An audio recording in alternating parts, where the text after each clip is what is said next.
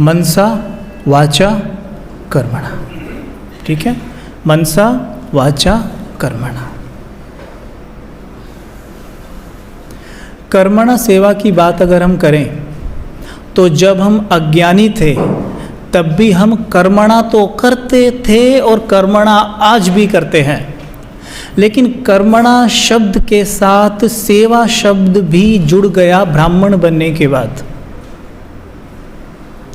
हम कहते हैं कर्मणा सेवा, लेकिन वो सेवा कब मानी जाएगी?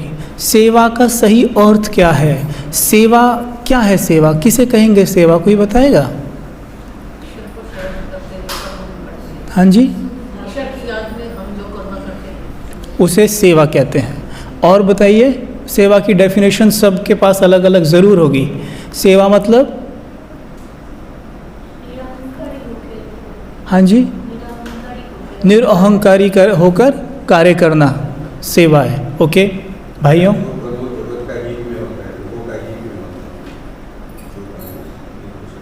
उसको सेवा कहते हैं। वेरी गुड, सारे पॉइंट सही हैं, कोई गलत नहीं बोल रहा है। और बताओ, सेवा क्या है? सेवा कुमार भाई बोले, बैठे हैं ना कुमार? सेवा तो उस लौकिक में भी होता है और बाबा का मैदान में सेवा होता है, तो हर एक किस्म का सेवा है ना। अभी हम लोग विज्ञ की तरफ से एक सेवा होता है और लौकिक की तरफ से भी एक सेवा होता है। कोई समस्या में कोई जूझ रहा है, उसकी वजह से एक सेवा होता है। विधि अनुसार बाबा जो मत देते हैं, इनको तो ऐसा सेवा हो जाता है। सेवा बहुत तरह की होता है सेवा। ठीक है, एक्चुअल में हम सारी चीज़ों को जानते हैं, बट बिल्कुल उसकी सटीक बात को समझना और जानना तो फिर जीवन ही आसान बन जाता है। क्या हम अज्ञान काल में नहीं जानते थे कि हमारे शरीर में एक आत्मा होती है ना? जानते थे ना, लेकिन उसका कोई प्रयोग था हमारे जीवन में? जानते थे, हाँ आत्मा होती है शरीर के अंदर, लेकिन कोई प्रयोग था? जीवन बदला? कोई बदलाव नहीं आया। लेकिन यहाँ आके भी पता चला कि आत्मा होती है शरीर में और वो मैं ही हूँ। और उसके बाद और चीज़ें पता चली, क्लैरिटी हुई और जीवन बदल गया। वैसे ही सेवा, और कोई बताना चाहेगा? किसी को टच हो रहा हो? व्हाट इज सेवा? सेवा और कोई बोलना चाह रहा है कुछ? जिसका कल्याण होता है। ओके, वेरी गुड, ये भी सेवा है। और मन से हो गया, तन से हो गया, धन से हो गया। चलो ठीक है, अब सेवा की स्पष्ट बात देखते हैं एक ही लाइन के अंदर। इसका जवाब एक ही लाइन में है। जब मैं कोई भी कर्म करता हूँ और बदले में कुछ भी एक्सपेक्ट नहीं करता, दिस इज सेवा। यानी निस्वार्थ कर्म सेवा है। जैसे जिन्हें हम नहीं जानते, जो हमारे लिए अनजान हैं, जैसे मानो कोई अनजान व्यक्ति है, उसकी टांग में चोट लग जाती है आपके सामने ही, and you are a doctor.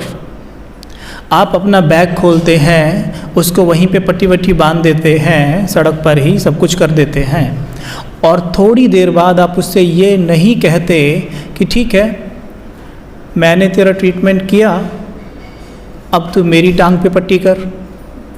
नहीं कहते ना। आपको कोई भूखा व्यक्ति मिला जो भूखा है ना, अजनबी है, आप उसे खाना खिला देते हैं, लेकिन बदले में थोड़ी देर बाद ये नहीं कहते अब तू मुझे खाना खिला। This is called seva. We don't expect anything from anyone is called seva, right? अच्छा देखो, वी ऑल आर मास्टर्स।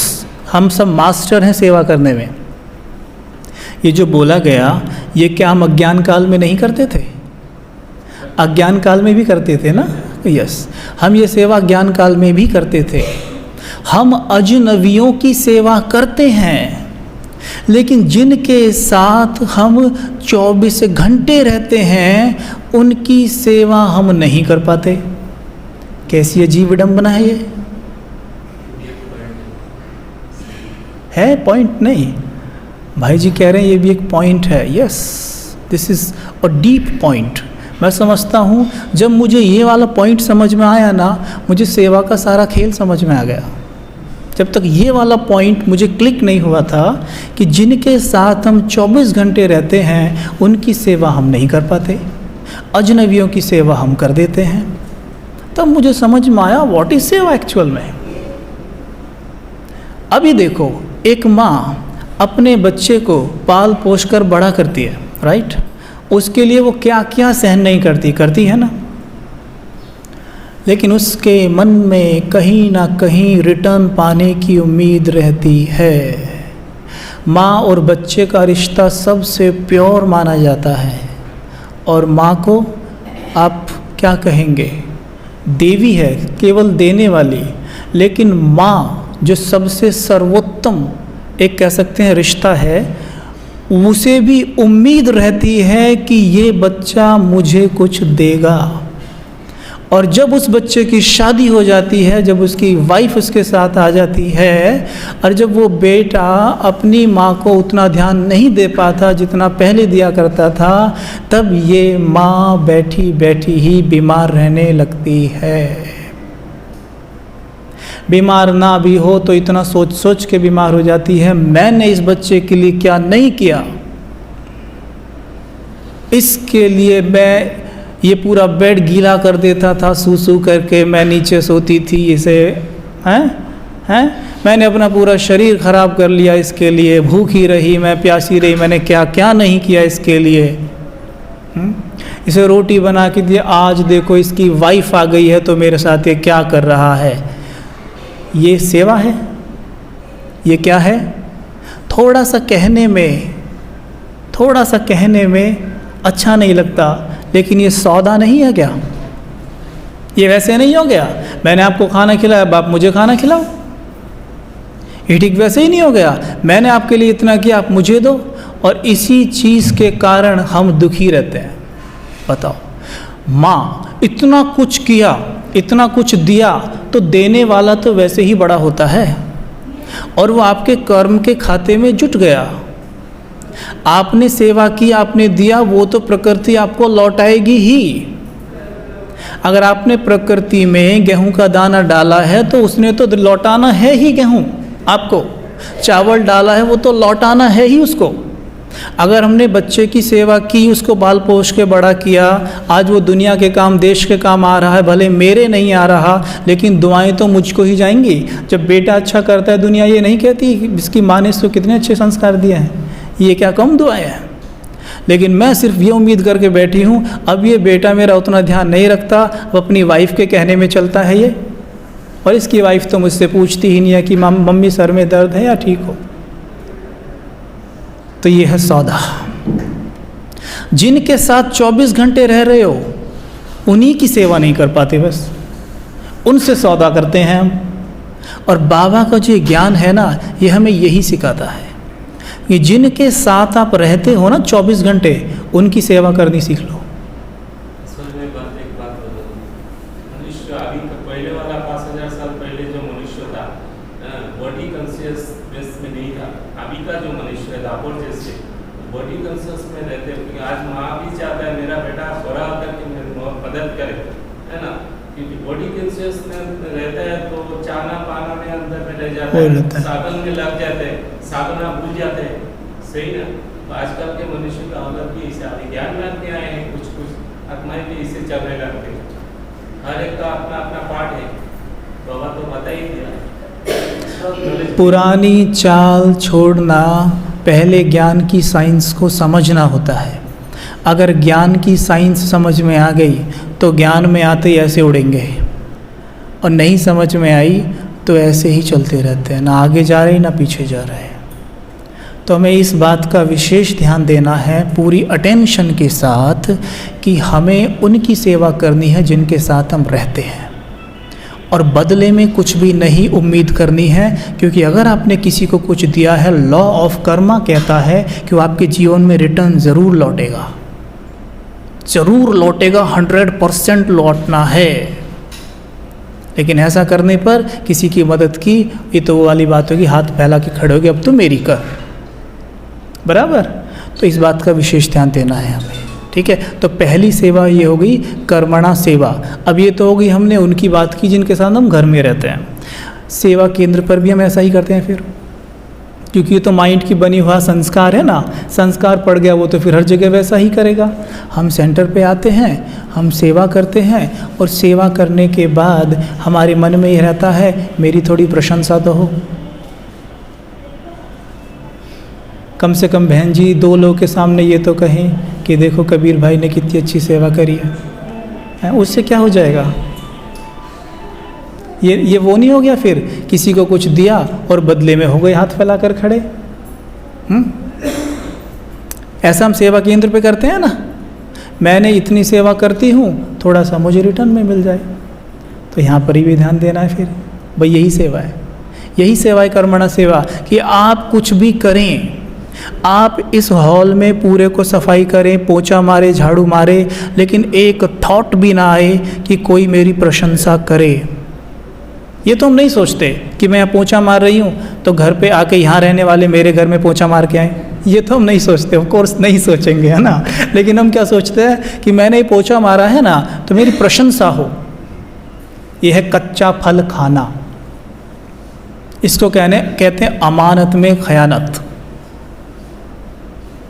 साथ के साथ वापस चाहिए, है ना, इसीलिए पुण्य जमा नहीं होता। आप देखिए हम इतनी सेवाएं करते हैं, हम में से कई आत्माएं होंगी सेवा केंद्र पर बहुत सेवाएं करती हैं, नहीं होंगी ना, हड्डी सेवाएं करती हैं, लेकिन उनकी स्थिति देखो आप। मैं सबकी बात नहीं कर रहा हूँ, कुछ आत्माओं की स्थिति बहुत अच्छी होती है, सेवाएं करते हैं, बहुत अच्छी स्थिति होती है, क्योंकि रिटर्न में कोई उम्मीद नहीं करते वो। लेकिन जो सेवाएं बहुत कर रहे हैं लेकिन स्थिति नहीं बन पा रही है, कारण बस वही है, हाथ फैलाकर खड़े हैं। सीन बना के देखो ना, हाथ फैला के खड़े हैं, लाओ दो, अब मैंने तुमको दिया अब तुम मुझे दो। ये है कर्मणा सेवा। कर्मणा सेवा का मतलब ये नहीं कि काम करना, कर्मणा सेवा का मतलब है कि रिटर्न में कोई उम्मीद ना करना, कोई भी एक्सपेक्टेशन ना रखना। आज हम ये दृढ़ संकल्प करते हैं, दृढ़ प्रतिज्ञा है हमारी तरफ से, सभी करेंगे, सभी अंदर से अच्छी तरह खंगाल लें खुद को। कहीं भी किसी भी जगह आप किसी से कुछ नहीं मांगेंगे। बाबा की मुरलियाँ इसी पे कितनी सारी चली हैं, है ना, कि रात को सोने से पहले सिर्फ इतना चेक मत करो कि मैंने किसी को दुख तो नहीं दिया, ये भी चेक करो कि मैंने सूक्ष्म से सूक्ष्म में किसी से कुछ मांगा तो नहीं है। राइट? आज से मांगना बंद करें, सूक्ष्म से सूक्ष्म में मांगना बंद करें। बोलो सहमत हो या नहीं? हो या नहीं? बोलो सहमत हो या नहीं? सहमत हैं सभी तो हाथ उठाओ। सभी सहमत हैं इस बात से? जो नहीं है वो हाथ ऐसे कर रहे हैं, कोई मत तो मांगना है आपको, हैं? जो दिल से हाथ नहीं उठा रहे, मांगना है। मांगने से लॉस होगा, मन रोता ही रहेगा, ठीक है। अब देखिए हमने क्या बनना है, देवी देवता बनने का ये यूनिवर्सिटी है ना, किस कॉलेज में बैठे हो, जैसे इंजीनियरिंग कॉलेज में जाते हैं, है ना, ये कौन सा कॉलेज है? हाँ, क्या बनते हैं यहाँ पे? यानी देने वाले। और देने वाले कल बताया था ना, और आज थोड़े अधिक भाई बहन हैं और अलग हैं, मैं वो फिर से बताना चाहूँगा। ये सृष्टि चक्र दिख रहा है आपको, सृष्टि चक्र का चित्र दिख रहा है ना, इसमें स्वास्तिक बना हुआ है, दिख रहा है। स्वास्तिक कैसे बना हुआ है मैं अपनी आंखों के सामने बना रहा हूँ, आप भी अपनी आंखों के सामने बना लेना। ऐसे बना हुआ है, यूँ बना हुआ है, ऐसे ही, है ना, स्वास्तिक ऐसे ही बना हुआ है ना। अब देखिए सतयुग के ऊपर स्वास्तिक का पोजीशन क्या है? ये है ना, यही है ना भैया, यही है ना, ये है। यानी सतयुग में हम आत्माएं देने वाली हैं, देने वाली। देते वक्त हाथ ऐसे ही होता है ना, वरदान किसी को देते हैं ऐसे ही होता है ना। तो कब देंगे? जब बैटरी फुल चार्ज है, ठीक है। जैसे ही त्रेता युग में पहुँचे तो बैटरी कितनी रह जाएगी? 90%, यानी घटने की तरफ आ गई ना। तो ये हाथ ऐसे से कैसे हो जाएगा? एक माता या एक भाई सामने आके खड़ा हो जाओ और ये सारे पोस्ट कर करके दिखाओ, कौन आएगा? आप आ जाओ, आ जाओ आपको नहीं आ रहा, आप आओ, आ जाओ। सामने खड़े होने के लिए भी तो हिम्मत चाहिए ना। अब सोचते मैं क्यों जाऊँ, उनको दिखाओ आप। अब देखो ये आपको हाथ दिखाएंगी, मैं बोलता जाऊँगा। सतयुग में हमारा हाथ कैसे है? ऐसे, मतलब क्या है इसका? देना। त्रेता में कैसे हो गया? देखो स्वास्तिक क्या कह रहा है? त्रेता में कैसे है? लटक गया नीचे, लटक गया ना, दिख रहा है सबको, समझ में आ रहा है? नहीं तो मैं स्वास्तिक उठा के आपके पास लेके आता हूँ अभी, नहीं आ रहा है समझ में? ऐसे आ रहा है? अच्छा, मतलब देना बंद, मतलब हाथ ऐसे कर लो। बहन जी आप हाथ ऐसे सीधा करके खड़े हो जाओ, अभी देना बंद हो गया, देना बंद, ठीक है। अब हम कहाँ जा रहे हैं? द्वापर युग की तरफ। हाथ कैसे हो गया? देखो आप चित्र में देखो, दादा पीछे दिख रहा है, माता जी दिख रहा है, कैसे है? ऐसे। लाओ भाई लाओ, दो, ये है। अब देखो हम क्या है, कलयुग में नहीं है, अब हम कहाँ हैं? संगम युग में। संगम युग में पुरुषार्थ करके हम 1 सेकंड में सतयुग में नहीं पहुंच रहे हैं।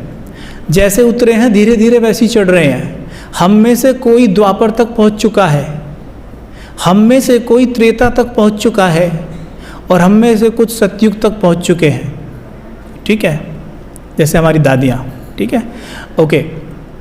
तो हम अभी चढ़ते हुए द्वापर तक पहुँचे हैं। या हम में कोई ऐसा भी है कि जो सिर्फ ऐसे नहीं कर रहा है, ऐसे भी कर रहा है, छीनने के लिए तैयार है? बोलो, ऐसा तो कोई नहीं है ना, कि अगर मान सम्मान नहीं मिला ना, मैंने पूरा रूम साफ़ किया है, मैंने सेंटर पे इतनी सेवाएं किया है, अगर मुझे मान सम्मान नहीं दिया गया ना तो मैं छीनने के लिए तैयार हूँ। वो है ये पोजीशन। ऐसा तो कोई नहीं करता ना, ऐसा भी कभी कभी हो जाता है हमसे। उस वक्त हम घोर कलयुग में पहुँच जाते हैं।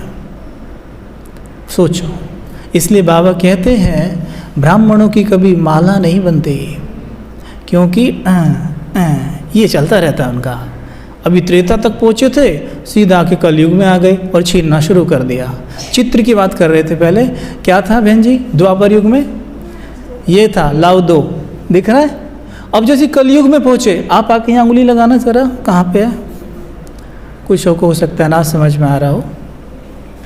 अब हम कलयुग में आए, उस वास्तविक को इशारा करके बताओ, हाथ ऐसे था से भी ऐसे हो गया है। अब लाओ, छीन रहे हैं।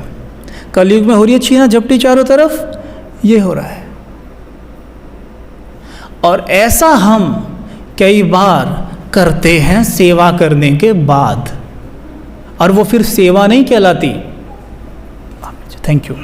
वो सेवा नहीं कहलाती, वो क्या कहलाता है फिर? काम। ब्राह्मण जीवन में काम नहीं है, काम तो विकार है। जो काम शब्द है ना, ब्राह्मण जीवन में उसका प्रयोग किया गया है विकार के लिए, और हम काम करते ही नहीं हैं। आपसे कोई बोले ना, एक काम था आपसे, भाई काम तो मैं करता नहीं हूँ, सेवा हो तो बताओ, ठीक है, हम सेवा करते हैं। सिर्फ पक्का करो कि हम सेवा करते हैं बस, काम शब्द है ही नहीं, हमारी डिक्शनरी में नहीं है। एक काम था नहीं, काम तो जी हम करते ही नहीं है, हम ब्राह्मण हैं, सेवा करते हैं, बोलो क्या कराना है। जब खुद कहेंगे ना हाँ मैं सेवा ही करता हूँ, तो याद आएगा ओ सेवा मतलब लेना कुछ भी नहीं है, चाहिए नहीं कुछ भी, मांगना ही नहीं है कुछ भी। तो सतयुग में कैसे हाथ? ऐसे है, देना है। इसीलिए देवताओं के चित्र के सामने, देवताओं की मूर्तियों के सामने मंदिर में क्या लगा होता है? दिवा, दीपक जिसको कहते हैं, उसको क्या कहते हैं? दिया कहते हैं। आपके यहाँ दिया ही कहते हैं ना, दिया। उसका नाम दिया ही क्यों रखा? कभी सोचा आपने? उसका नाम कुछ और भी रख सकते थे, उसका नाम दिया ही क्यों रखा? दिया मतलब देने वाला, दिया मतलब देवताएं देने वाले हैं, इसलिए उनकी मूर्ति के सामने दीपक यानी दिया जलाया है। यानी वो दिया जलाया, दिया बुझाया भी नहीं है, दिया जलाया है।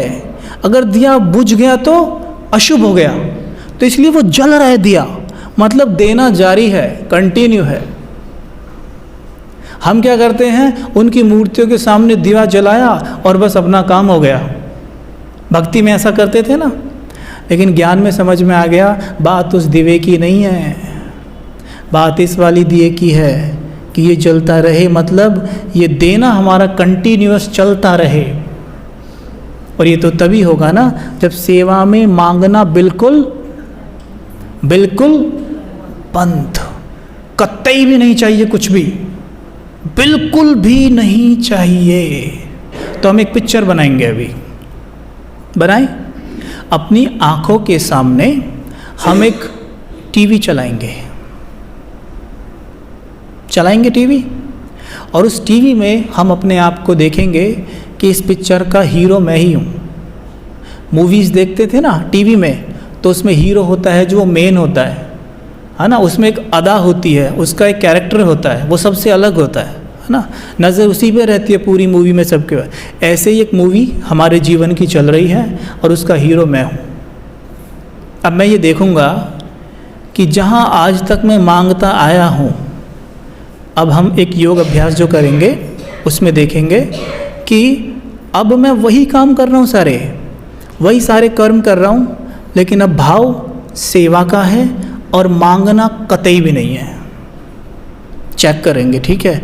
और आज इस चीज़ का हमने यहाँ पर पूरी तरह से त्याग करना है। चाहे अपने बच्चों को पाल रहे हैं, किसी को भी आप के लिए कर्म कर रहे हैं, उसमें रंचिक मात्र ये संकल्प नहीं आना चाहिए कि मुझे रिटर्न में कुछ भी चाहिए। समझ लीजिए आज की भट्टी या पूरी 3-4 दिन की भट्टी हमारी कंप्लीट हो जाएगी सिर्फ इस एक धारणा से। ये धारणा है जो हमें गिराती है, रुलाती है और हमें ऊपर नहीं उठने देती, मांगने वाली। ठीक है, चेक कर लो, और हम सबके अंदर है मांगना। ठीक है, तो लेट्स क्रिएट एन इमेज ऐसे, हाँ। और हम देखेंगे सिंपली बैठकर, मैं आपको कमांड दूंगा, आपको सिंपली देखना है रिलैक्स होकर, एकदम अलर्ट होकर, बिल्कुल, है ना। ऐसे नहीं है कि नींद वींद निकाल लो 5 मिनट में, तो आराम से देखेंगे, एकदम सीधा ऐसे बैठ के, स्ट्रेट, बिल्कुल सीधे बैठ जाइए, एकदम स्ट्रेट। आदत डालेंगे सीधे बैठने की। नींद को कह दो आप बाद में आना, सुस्ती को भी कह दो आप बाद में आना। जैसे यहाँ से फ्री होऊंगा फिर सोएंगे आराम से, उनको कह दो बाद में आ जाना। टीवी सामने चलाइए, रिमोट आपके हाथ में है, आपके जीवन की पिक्चर चल रही है। स्क्रीन पे पिक्चर का नाम आता है सुखमय जीवन। पिक्चर का नाम दिख गया, सुखमय जीवन।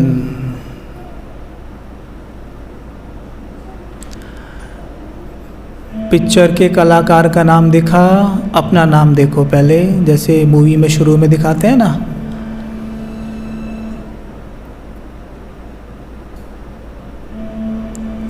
कलाकार का नाम देखो, दिखा, डायरेक्टेड बाय शिव बाबा, दिख गया, पिक्चर शुरू हो गई। ये लो स्क्रीन पे देख रहे हैं हम अपनी पिक्चर। मुस्कुरा के देखिए,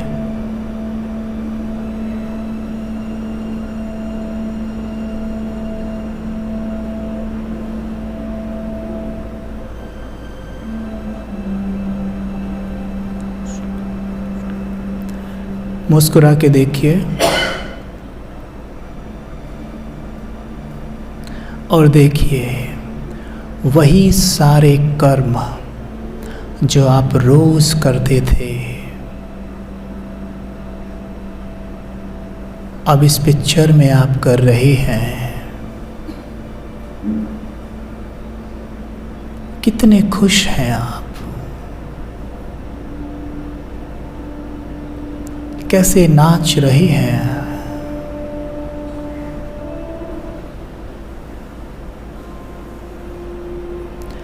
किसी से कुछ नहीं चाहिए,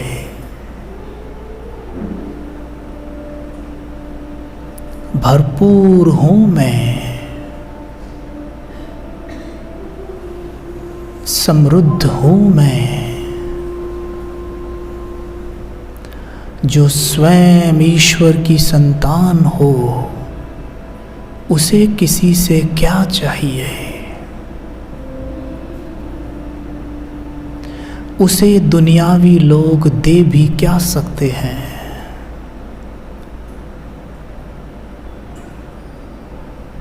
संकल्प करेंगे, देखेंगे मैं देवी, मैं देवता हूँ।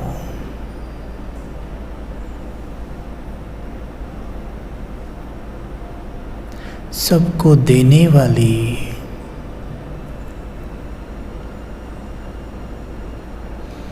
माताएं घर में देखें बच्चों के लिए भोजन बना रही हैं, भाई लोग देखें ऑफिस में काम कर रहे हैं,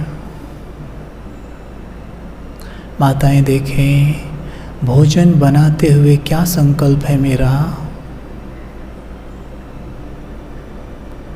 बच्चों के लिए भोजन बनाते हुए संकल्प करें ये शिव बाबा के बच्चे हैं।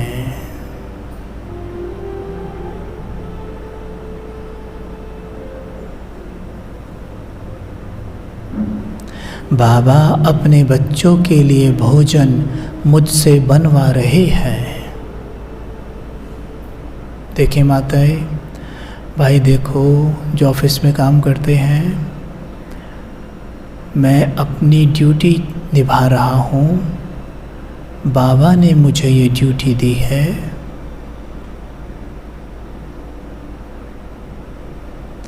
मैं श्रेष्ठ कर्म कर रहा हूँ। श्रेष्ठ कर्मों का बीज प्रकृति की धरनी में जा रहा है।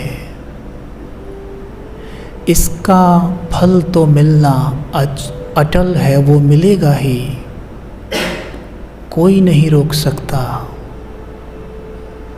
फिर मैं क्यों एक्सपेक्ट करूं कि मुझे कोई कुछ देगा। मुझे किसी से कुछ नहीं चाहिए। देखिए भोजन तो पहले भी बनाते थे, लेकिन आज कितने लाइट हैं आप। ऑफिस में कार्य तो पहले भी करते थे,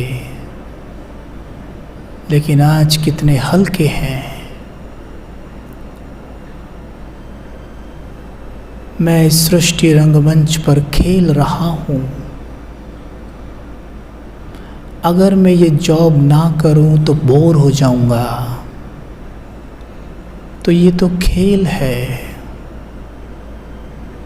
इवन मैं शुक्रिया करता हूँ उन आत्माओं का जिनके कारण, जिनके निमित्त मुझे ये सेवा मिली हुई है।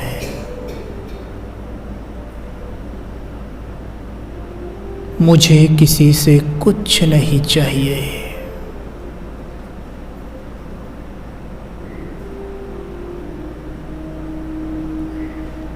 मेरी इस वृत्ति को देखकर बाप दादा मेरे सामने प्रस्तुत हो जाते हैं।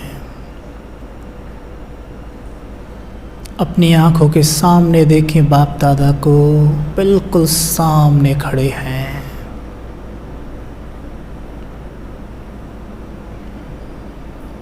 बहुत तेजोवान फरिश्ता बाप दादा।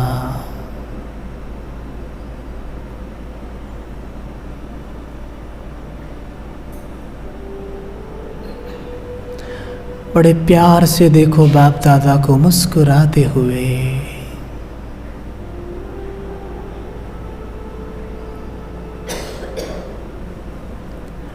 उनके अंग अंग से प्रकाश निकलता हुआ।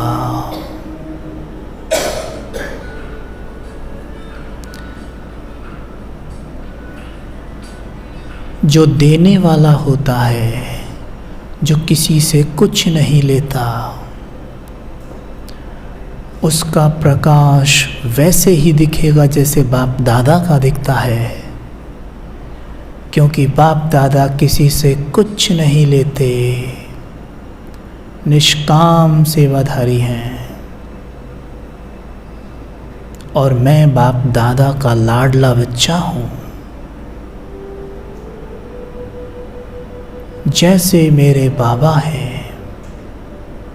वैसा ही मैं हूँ।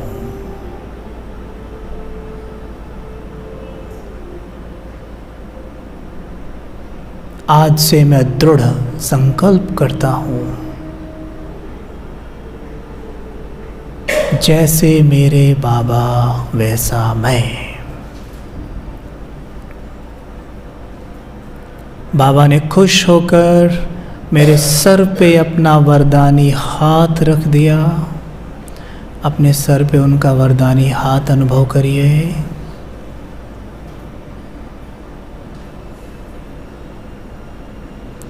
उनके हस्तों से लाइट मेरे सर में प्रवेश कर रही है।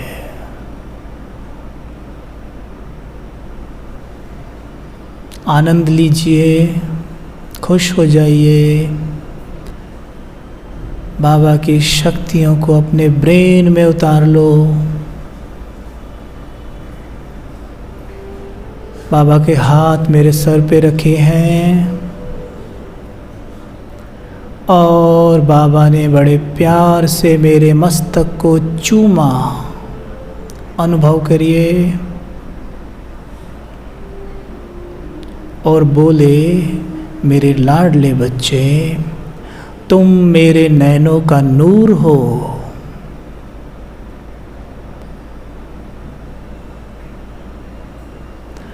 तुम बाबा की आशाओं का दीपक हो।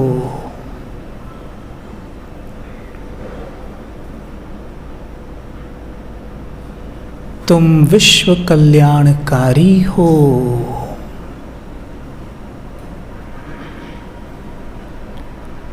तुम्हें मैंने वरदान देकर अपनी सारी शक्तियां सौंप दी हैं।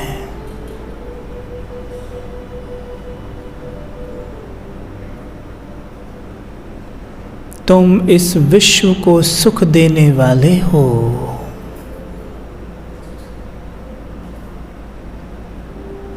तुम इस विश्व के लिए उदाहरण मूर्त हो।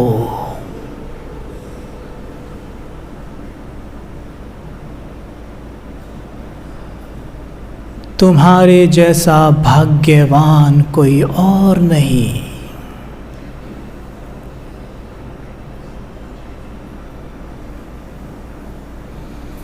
तुम सर्व खजानों से भरपूर हो।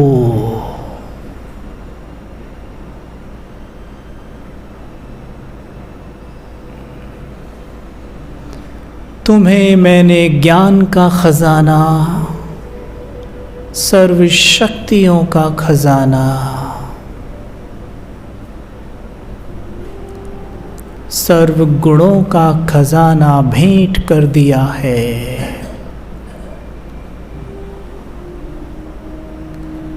बाबा ने प्यार से अपना हाथ मेरे चेहरे पर घुमाया, मुझे पुचकारा और परम धाम लौट गए।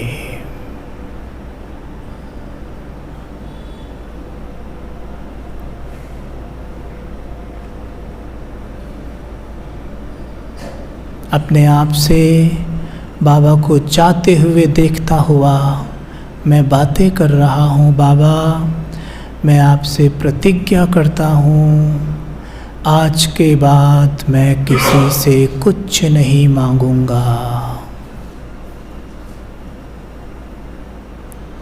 लेने शब्द को स्वाहा कर दिया है मैंने।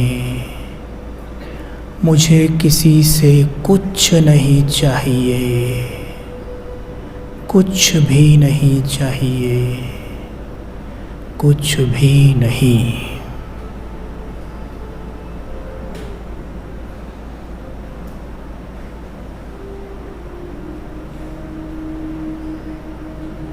ओम शांति।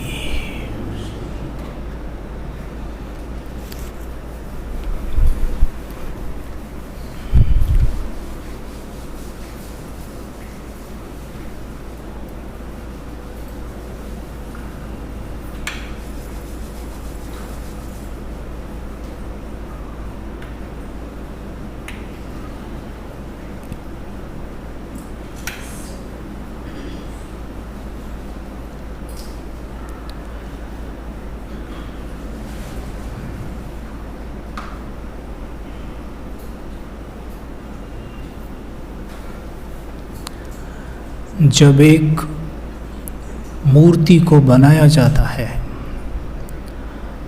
तो उसमें छोटी छोटी चीज़ों का ध्यान रखा जाता है।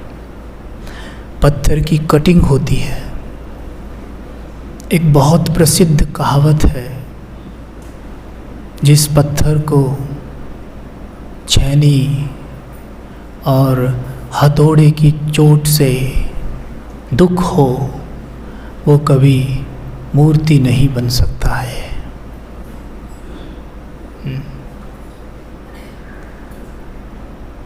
एक बहुत प्रसिद्ध इसके ऊपर एक छोटी सी कहानी भी है। हालांकि मुझे कहानियाँ बहुत कम याद रहती हैं, लेकिन इस समय के हिसाब से ये परफेक्ट है, तो मैं आपके सामने रखता हूँ। एक बार एक मंदिर पर एक पत्थर को लाया गया खरीद कर, और वहाँ मूर्तिकार को भी बुलाया गया मंदिर पर ही कि वो उस पत्थर की कटिंग करके उसे एक पूज्य मूर्त बनाए। जैसी उस पे छेनी हथौड़े की मार शुरू हुई तो पत्थर रोने लग गया। उस पे फिर छेनी हथौड़े लगे, वो फिर रोए और कहे मुझे छोड़ दो, मैं ये सहन नहीं कर सकता हूँ। और बाबा क्या कहते हैं, जो सहन करते हैं वो क्या बनते हैं, शहंशाह। बज भी रहा है, नहीं भी बज रहा, क्या बात है।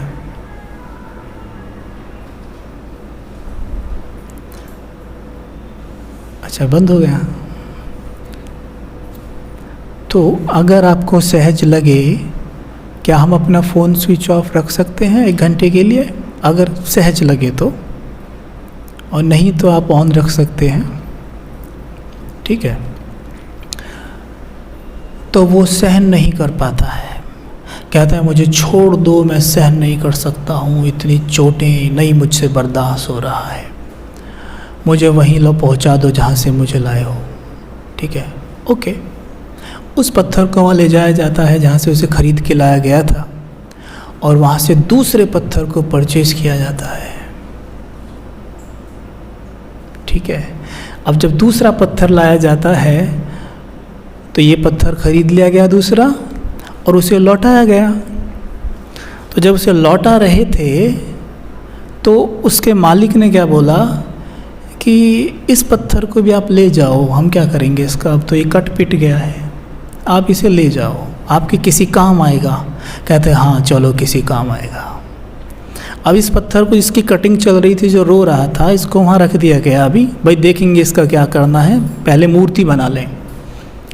जो वो दूसरा पत्थर लेके आए थे उसकी कटिंग करके मूर्ति बनाना शुरू किया। बहुत सुंदर मूर्ति बनी, चोटें उसे भी लगी, लेकिन उस मूर्ति ने सहन किया और वो बन गई। जब वो बनकर खड़ी हो गई तो तब विचार किया इस दूसरे पत्थर का क्या करें। तो उस दूसरे पत्थर को उस मूर्ति के पास ही रख दिया गया। किस काम आएगा, नारियल तोड़ने के। जो भी आता था नारियल सीधा उस पे मारता था, ढाक, नारियल के 2 टुकड़े। और वो अब कर रहा है ना सहन। बाबा कहते हैं ना कि पुरुषार्थ जो नहीं करेंगे मैं पुरुषार्थ उनसे करा लूँगा, लेकिन उस वक्त तकलीफ़ बहुत ज़्यादा होगी। और जो अभी करेंगे, यानी उस मूर्ति की तरह जो सहन कर लेंगे, वो पूज्य बन जाएंगे। और जो बाद में कुट-पिट कर बनेंगे, उनका वही हाल होगा जो उस पत्थर का था जो नीचे पड़ा उसके पैरों में, यानी वो सत्युग में जाके दास दासी बनेंगे। और जो बनी सत्युग में जाके दास दासी रहा है, तो क्या लगता है आपको कि वो द्वापर में आके राजा बन जाएगा? जिसकी शुरुआत ही दासी से हो रही है, तो वो क्या द्वापर में राजा बन जाएगा? नहीं। यानी कि देखो, पहले जन्म में आप क्या बनते हैं, अंतिम जन्म तक प्रभाव पड़ता है उस चीज़ का। तो इसलिए ये जो चीज़ एक जो छेनी अभी लगी ना छोड़ने की, यानी कुछ नहीं चाहिए, अब ये सुन तो लिया, लेकिन जब इसे अप्लाई करने जाओगे ना तो दर्द होगा मूर्ति को थोड़ा, क्योंकि पुराने संस्कार है ना वो अपनी ओर खींचेंगे, लेकिन हमने इस दर्द को सहन करते हुए मूर्ति बन जाना है, नहीं तो उस पत्थर वाला हाल होगा हमारा। ठीक है, ये नोट किया पक्का। यहाँ तक जो हुआ उसे हमने संभाल लिया अंदर अच्छे से। अब दूसरी सेवा की बात कर रहे थे, वाचा सेवा है। कर्मणा सेवा क्लियर हुई है ना। वाचा सेवा में भी हमें यही ध्यान रखना है कि हमें कुछ नहीं चाहिए, बराबर। कर्मणा सेवा जब हम नए नए ज्ञान में आते हैं, जैसे दादियों का उदाहरण दिया जाता है कि दादियों ने शुरू में बहुत कर्मणा सेवा की, ठीक है। कर्मणा सेवा से पुण्य जमा हुआ, उस पुण्य ने उन्हें वाचा सेवा करने लायक बनाया। आप कर्मणा सेवा एक ही बार में 100 लोगों की कर सकते हो, 1000 की भी मैं सोचता हूँ ज़्यादा हो जाएगा एक बार में। तो कर्मणा सेवा की एक लिमिट होती है ना। 100 लोगों की, 10 लोगों की आप कर सकते हो एक बार में। लेकिन कर्मणा से फिर जो वाचा सेवा आती है, वाचा सेवा हम हज़ारों की एक साथ कर सकते हैं, होता है ऐसा। और जब आप वाचा सेवा करते हैं तो अकाउंट में इतना पुण्य और आता है कि मनसा सेवा बहुत शक्तिशाली हो जाती है। एक ही बार में बैठकर आप पूरे विश्व की सेवा करते हो। जब हम सभी ज्ञान में नए नए आते हैं, हमारी मनसा सेवा इतनी पावरफुल नहीं होती है यार। ट्राई करते हैं लेकिन कर कहाँ पाते हैं, क्योंकि ज्ञान तो क्लियर कहाँ होता है, उतना पावरफुल योग कहाँ है हमारे बाबा से। तो मनसा सेवा उतनी पावरफुल नहीं होती है, लेकिन कर्मणा सेवा कर लेते हैं, क्योंकि कर्मणा तो बाहर भी करते आए हैं ना हम। कर्मणा सेवा करते हैं, फिर धीरे धीरे वाचा मुंह खोलने लगते हैं, लेकिन साल भर लगता है कम से कम, है ना, 1-2 साल ले जाते हैं। और मनसा सेवा फिर उसके बाद बहुत बढ़िया होने लगती है। ठीक है, अब हम बात करेंगे सिंपल मनसा सेवा की। ठीक है, मनसा सेवा करने के लिए सबसे मुख्य चीज़ हैं जिन पे हमें ध्यान देना है, और उसमें सबसे पहली बात आती है अमृत वेला। ठीक है, अगर आप सचमुच मनसा सेवा करना चाहते हैं तो उसकी शुरुआत करिए अमृत वेला से। जब हम सवेरे सोकर उठते हैं उस वक्त मेरे मन की ज़मीन एकदम उपजाऊ होती है। जैसे किसान खेत को तैयार करके उपजाऊ बनाता है, फिर उसमें बीज डालता है, लेकिन मेहनत तो करनी पड़ती है ना। माता जी बंद कर दो, स्विच ऑफ कर दो, वैसे भी सॉन्ग्स लगे हुए हैं तो दूसरी आत्माओं को डिस्टर्ब ना हो। आप देख लो सभी अपने अपने फ़ोन, किसी का स्विच ऑन तो नहीं है। तो जब हम सवेरे सोकर उठते हैं मन की सतह एकदम उपजाऊ होती है, और उस उपजाऊ ज़मीन में जो भी बीज पड़ गया वो अपना काम करेगा। मान लीजिए कि आपके युगल हैं और वो ज्ञान में नहीं चलते, उदाहरण के तौर पे ऐसे मैं मान के चलता हूँ, वो ज्ञान में नहीं चलते, और इस वजह से कई बार ऐसा होता है कि आपके बीच में थोड़ी थोड़ी खिटपिट हो जाती है, उनकी तरफ से आपको सहयोग नहीं मिलता। वो सोए हुए हैं एक कमरे में, वो खटिया पे सोए हैं, आप उस खटिया पे सोए हैं, जैसे भी सोए हैं। अच्छा, अमृत वेला आपकी आँख खुली, आँख खुलते ही मन की ज़मीन तो एकदम उपजाऊ है। आप उनकी तरफ एकदम देखते हैं और देख के संकल्प करते हैं, इससे पीछा कब छूटेगा मेरा, है इससे कब पीछा छूटेगा मेरा। ठीक है, अब होगा क्या इससे, उससे पीछा छूटे या ना छूटे, लेकिन मन की ज़मीन में जो पहला बीज गया वो गया, मैं इससे बहुत दुखी हूँ, यही गया ना। तो बीज क्या गया? दुख का। बैठे तो थे सुख सागर को याद करने, मास्टर सुख के सागर बनने, पूरे विश्व को सुख के सागर में गोते लगवाने, लेकिन पहला ही संकल्प कर दिया कि मैं बहुत दुखी हूँ, है ना। ये मन की साइंस है, इसको समझना बहुत ज़रूरी है। मैं बहुत दुखी हूँ, मैं बहुत परेशान हूँ। दूसरी बार फिर देखे, सच में इसने मेरा जीना मुश्किल किया हुआ है। अब एक संकल्प और ले लो कि मेरा जीवन मुश्किलों से भरा हुआ है, ये भी स्वमान है, ये भी स्वमान है, ठीक है। अब देखो, मन की ज़मीन में बीज गया। अब मन की ज़मीन एक तो उपजाऊ थी, अगर उपजाऊ नहीं होती, बंजर होती, तो बीज डालते भी तो सूख जाता बीज। लेकिन यहाँ तो एकदम उपजाऊ है और गारंटीड उपजाऊ है, सबकी उपजाऊ है। कोई ये नहीं कह सकता जब मैं सवेरे सो के उठता हूँ मेरी ज़मीन उपजाऊ नहीं होती है, सबकी होती है, ये कुदरत का नियम है। मेरी भी उपजाऊ है। उठा, संकल्प किया, मैं बहुत दुखी हूँ, दुख का बीज गया टक से अंदर, उपजाऊ ज़मीन में बीज गया। थोड़ी देर में ही, घंटे भर में अंकुरित होके बाहर पौधा निकल आया, 2 घंटे में पेड़ तैयार, और शाम तक दुखों के फल खा रहे हैं। शाम तक उनसे ना जाने कितनी बार भिड़ जाओगे, लड़ लोगे। इसकी शुरुआत किसने की? और इसका जिम्मेवार वो है? जिम्मेवार मैं हूँ ना। जब बाबा ने मुझे वेपन दिया है, हर चीज़ को आप कंट्रोल कर सकते हैं, आप मास्टर सर्वशक्तिमान हैं, सर्वशक्तिमान की संतान हैं। आपसे किसने कहा था संकल्प करने के लिए कि मैं बहुत दुखी हूँ? क्या बाबा ने किसी मुरली में बोला है? किस मुरली में बाबा ने बोला कि आपके युगल अगर ज्ञान में नहीं चलते, आपको सहयोग नहीं देते, उनके लिए उठते ही सवेरे ये संकल्प करो कि इससे मेरा पीछा कम छूटेगा? बोला है किसी मुरली में? नहीं।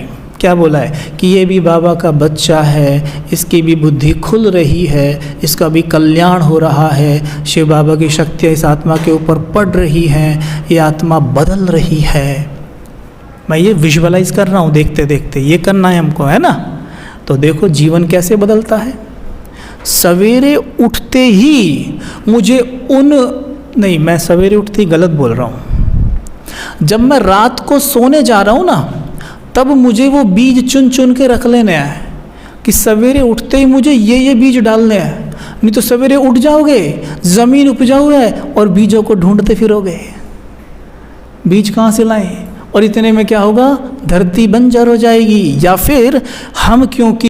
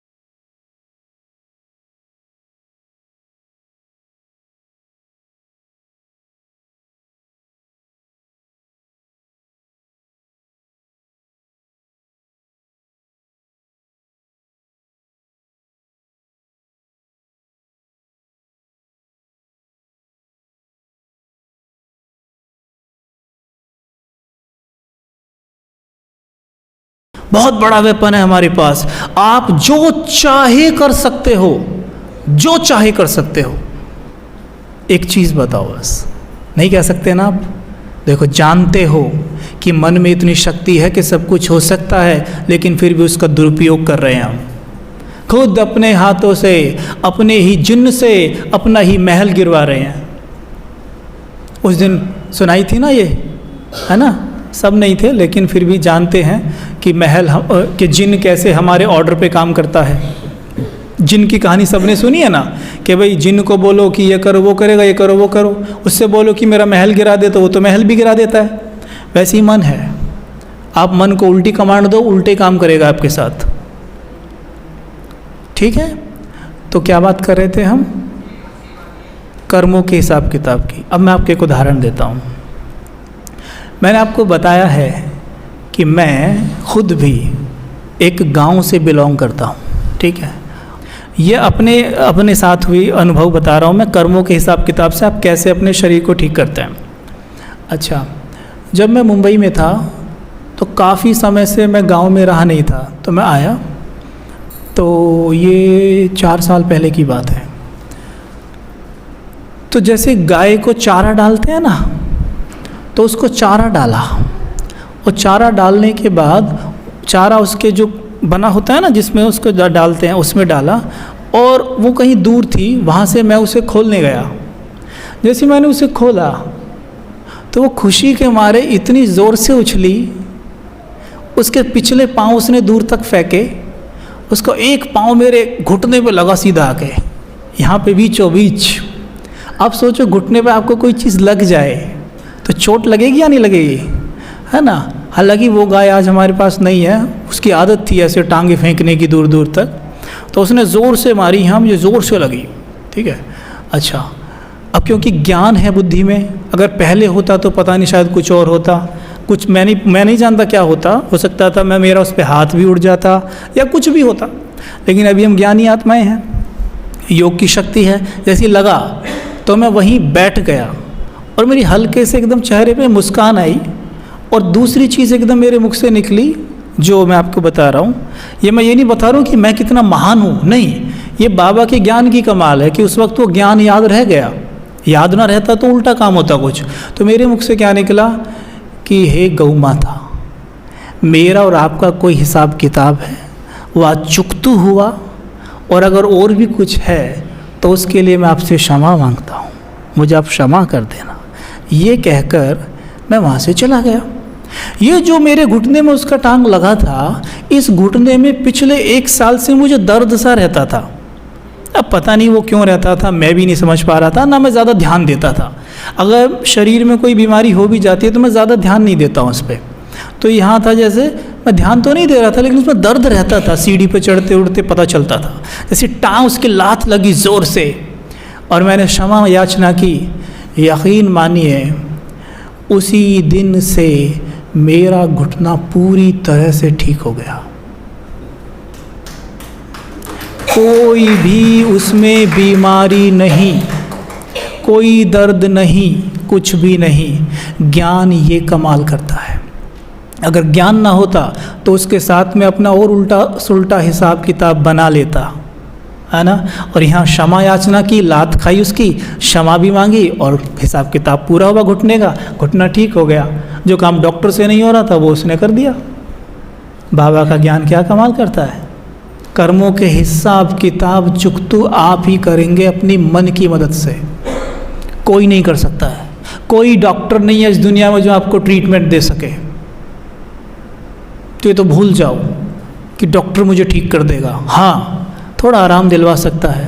कैसे कहते हैं डॉक्टर, आपको की बीमारी है, ट्रीटमेंट देते हैं। मानो किसी को कैंसर है, निकाल दिया बॉडी से, ट्रीटमेंट हो गया, फिर कैसे कह देते हैं धीरे से, ध्यान रखना वापस लौट सकता है। कहते हैं नहीं कहते? तो हम क्यों नहीं पूछते उनसे, जब आपने पूरा निकाल दिया तो वापस क्यों लौट आएगा? पता है क्यों लौट आएगा? क्योंकि उस बीमारी का जो बीज है ना, वो मन में होता है। और ऊपर से क्योंकि डॉक्टर भी, हर डॉक्टर बी के तो नहीं है, हर डॉक्टर को ये ज्ञान तो नहीं है, या हर डॉक्टर साइकोलॉजी तो नहीं जानता, तो भी सच बोल देते हैं कि भाई हाँ ध्यान रखना, वापस आ सकता है। पहले ही उस बीमारी का बीज मेरे मन में था और उधर से डॉक्टर ने स्टैंप मार दिया कि भाई लौट सकता है। तो मेरे मन में हो गया शुरू गाना, हाँ ये लौटना है, ये लौटना है, ये लौटना है। और उस दिन सुनाया था ना एक अनुभव कि पूर्व जन्म से कैसे बीमारी लेके आता है मन, तो ऐसे यहाँ पे लौटना है, लौटना है, लौटना है। अब वो बीज को हम क्या कर रहे हैं, खाद पानी दिया जा रहा है। अब वो अंकुरित होना शुरू हो गया है, अब वो धीरे धीरे पेड़ बनने लगेगा, अब वो बीमारी पूरी बन जाएगी। देखा, डॉक्टर बिल्कुल सही कह रहा था, डॉक्टर की बात बिल्कुल सही निकली। तो देखो सारी बीमारियां मन के अंदर ही हैं। तो हमें क्या करना है, राजयोग एक ऐसी विद्या है कि आप इसे अपने हर एक समाधान के लिए प्रयोग कर सकते हैं। ठीक है, तो अभी हम एक अभ्यास जो करेंगे वो करेंगे शरीर को हीलिंग लाइट देने का। करें, बीमारी तो थोड़ी बहुत सबको है ही, तो एक हीलिंग एनर्जी वाला हम मेडिटेशन कर लेते हैं 5-10 मिनट, फिर उसके बाद आगे बढ़ेंगे। ठीक है? आप खड़ा होना चाहते हैं, खड़े होके करना चाहते हैं एक अभ्यास, तो खड़े होके कर लो। खड़े होके करना है, जिसे खड़ा होना हो जाओ खड़े, जिसके पाँव जुड़ रहे हो या ऐसा कुछ हो रहा हो, खड़े होके विजुअलाइज करो आराम से, रिलैक्स होके एकदम। ठीक है? अच्छा, इस अभ्यास के बाद ना हम आपको 5 मिनट स्ट्रेचिंग कराएंगे। ठीक है? ठीक रहेगा? ये अभ्यास कर लें, फिर 5 मिनट स्ट्रेचिंग करेंगे, आप फ्रेश हो जाएंगे एकदम। ठीक है?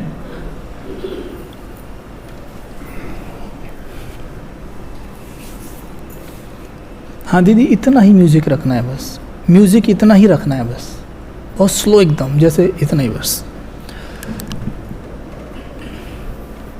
अब रिलैक्स हो जाइए, शरीर को भूल जाएंगे बिल्कुल, अपने आप को देखेंगे, मैं आत्मा लाइट के शरीर में हूँ।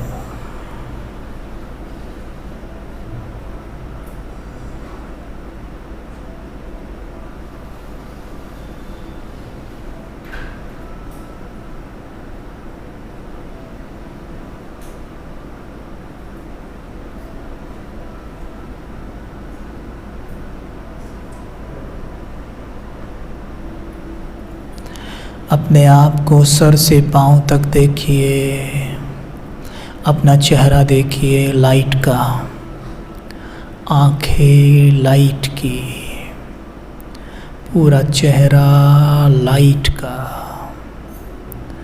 गर्दन लाइट की, कंधे लाइट के, हाथ लाइट के, चेस्ट लाइट की, स्टमक लाइट का, सब कुछ लाइट, थाइज लाइट, नी लाइट, घुटने लाइट, टखने लाइट, पाँव के अंगूठे तक देखें, सब लाइट का, सब हल्का, एकदम हल्का हल्का सा, रिलैक्स। दिखने लग गई अपनी पूरी बॉडी लाइट की, जैसे गाड़ी के कांच में आर पार देखते हो ना, ऐसी मेरी बॉडी में आर पार दिख रहा है, ट्रांसपेरेंट बॉडी।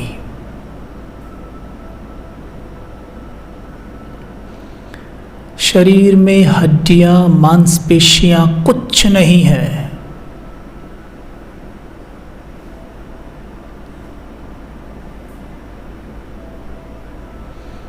एकदम लाइट।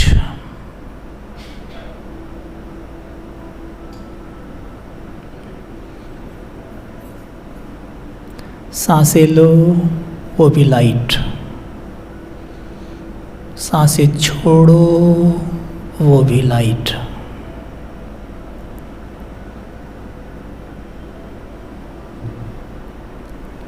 मस्तक के बीच चमक रही मणि, वो भी लाइट।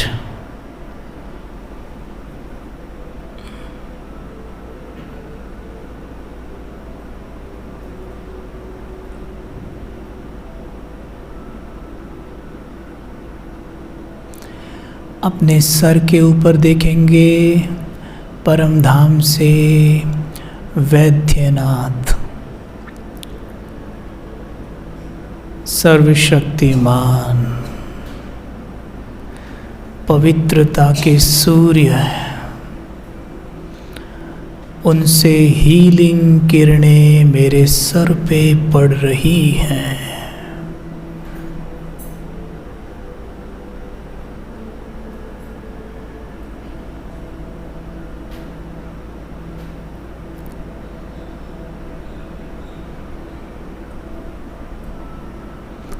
ऐसे देखेंगे जैसे मोटर के पाइप से टंकी भरती चली जाती है, वैसे बाबा की लाइट मेरे लाइट के शरीर में भरती जा रही है।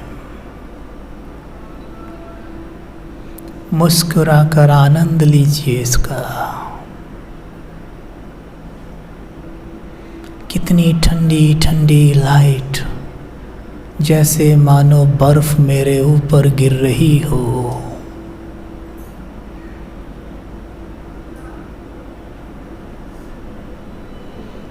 ये शीतल लाइट मेरे पूरे शरीर में फैल रही है।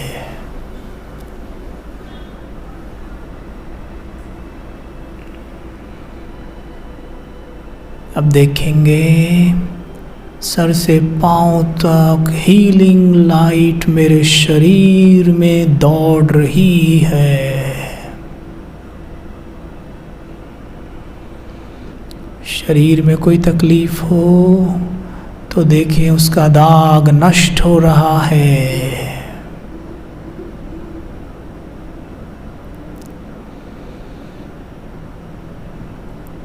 अब धीमे से एक दूसरे की तरफ घूम जाएंगे और एक दूसरे के मस्तक पर देखेंगे। जोड़े बनाकर घूम जाओ, दृष्टि दो एक दूसरे को। एक दो को दृष्टि दे रहे हैं हम। जिसके सामने कोई ना हो वो विजुअलाइज करे बाप दादा मेरे सामने खड़े हैं।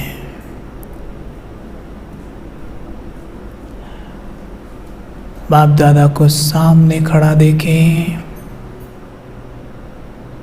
जो सामने खड़ा है उसे ऐसे देखें जैसे बाप दादा मेरे सामने आ गए हैं। किसी की बॉडी को नहीं देखना है, लाइट का शरीर दिखाई दे।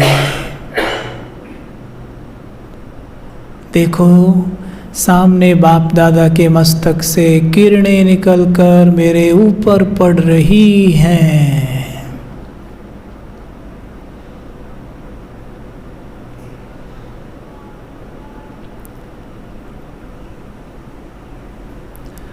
बाप दादा के मस्तक और नैनों से हीलिंग लाइट मेरे अंदर प्रवेश कर रही है।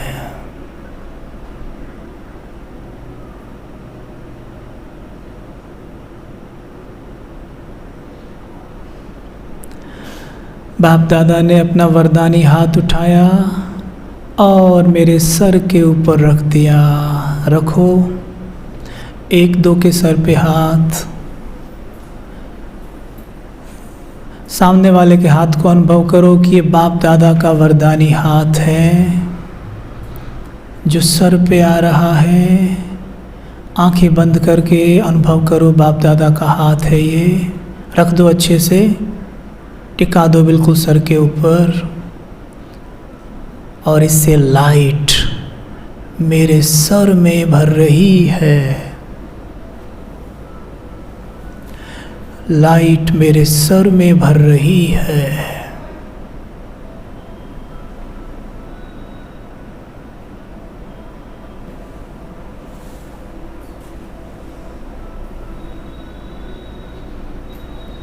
कितनी पावरफुल हाथों से निकलती ये लाइट मेरे सर में दौड़ रही है।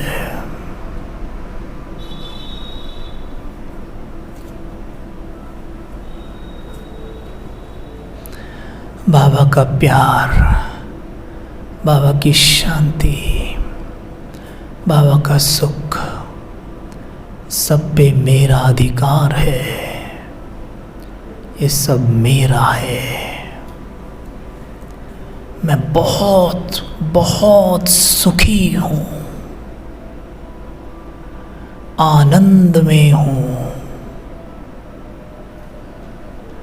जैसे आकाश में उड़ रही हूँ।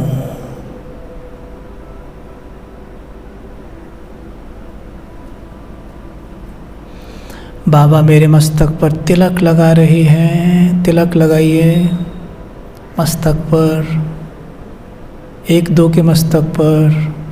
आंखें बंद रखिए, रियलाइज़ करिए बाप दादा तिलक लगा रहे हैं। रखिए थोड़ी देर अंगूठा वहीं पर, अनुभव करिए बाबा से तिलक आ रहा है, आ रहा है, आ रहा है। और वरदान दीजिए विजयी भव। वरदान दीजिए सुखी भव, शांत भव, स्वस्थ भव।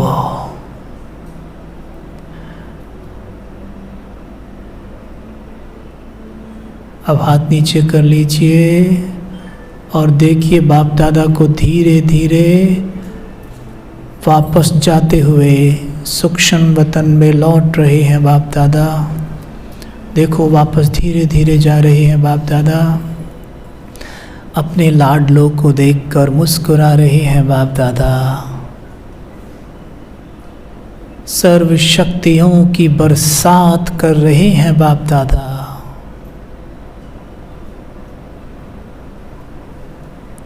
हमें वरदानों से भरपूर कर रहे हैं बाप दादा।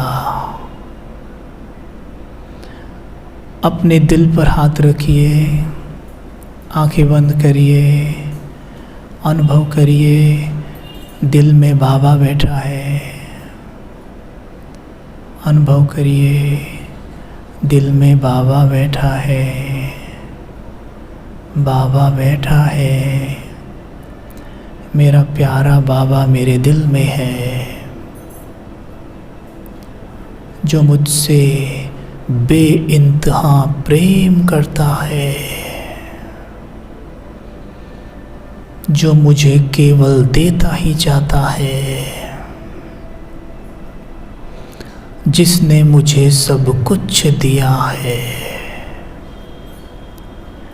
ऐसे बाबा का दिल से शुक्रिया, शुक्रिया, शुक्रिया। बाबा आपने मुझे सब कुछ दिया। आप मेरे जीवन साथी बनकर आए, मेरे जीवन को वरदानों से भरपूर कर दिया। मेरी सर्व मनोकामनाएं पूर्ण कर दी। मुझे तन और मन से संपूर्ण स्वस्थ बना दिया। आपका कोटि कोटि शुक्रिया बाबा, शुक्रिया, शुक्रिया। ओम शांति, ओम शांति।